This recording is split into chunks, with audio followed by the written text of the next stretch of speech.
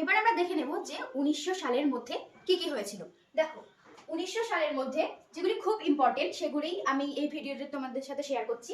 দেখো, 1902 সালে হয়েছিল অনুশীলন সমিতি প্রতিষ্ঠা, 1905-এ হয়েছিল বঙ্গভঙ্গ, 1906-এ হয়েছিল ঢাকায় মুসলিম লীগ প্রতিষ্ঠা, 1908-এ হয়েছিল ক্ষুদিরাম বসুর ফাঁসি, 1909-এ মর্লি মিন্টো সংস্কার, 1911-তে বঙ্গভঙ্গ রোধ ও দিল্লিতে রাজধানী স্থানান্তর হয় কলকাতা থেকে, 1913-তে হয়েছিল গদর দল, 1914-তে কোমাকাটা-মারু ঘটনা, 1915-তে গান্ধীজি ভারতে ফিরে আসেন, 1916-তে লখনৌ চুক্তি স্বাক্ষরিত হয়, 1917-তে হয় চম্পারণ সত্যাগ্রহ এবং 1918-তে হয় খেদা সত্যাগ্রহ ও আহমেদাবাদ মিল ধর্মঘট।